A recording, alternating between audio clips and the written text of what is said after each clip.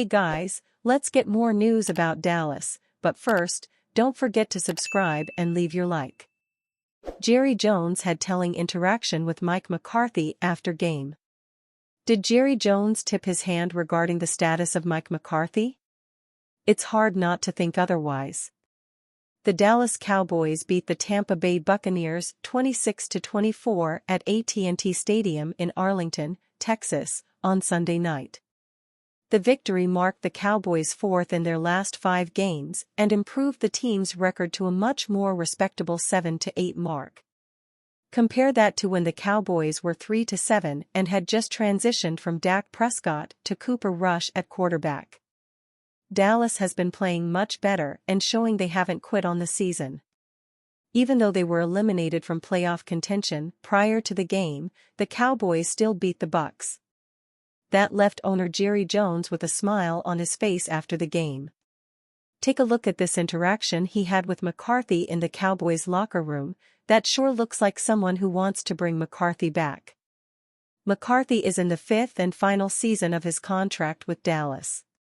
Despite 3 straight 12-5 seasons, there were questions about his job status for this season. When the Cowboys were 3-7, it looked like Dallas might not bring McCarthy back.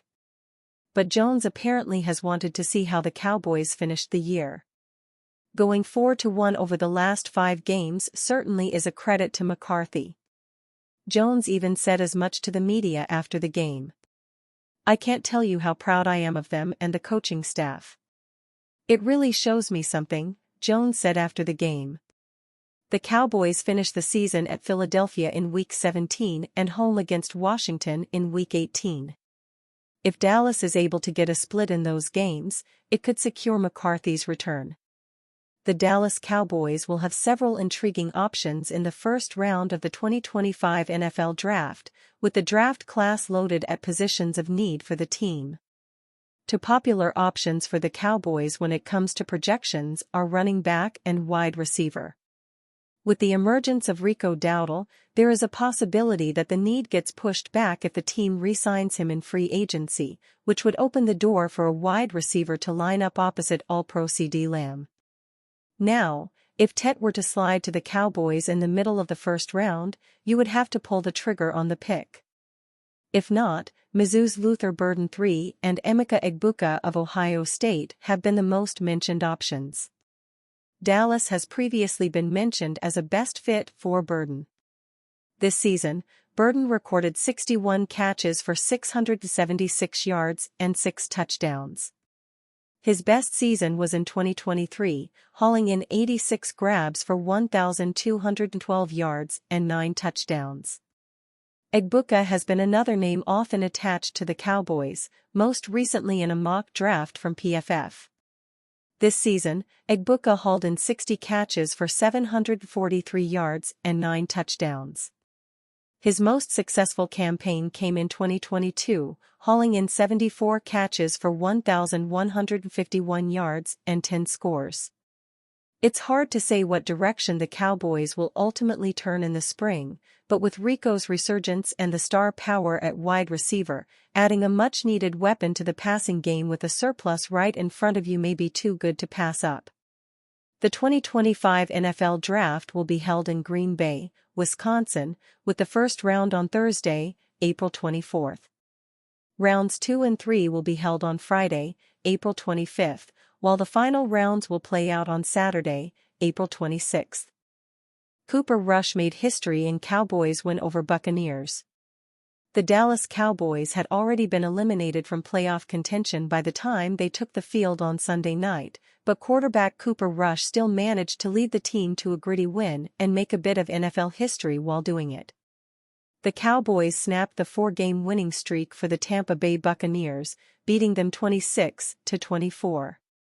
Rush completed 26 of 25 passes for 292 yards with 1 touchdown.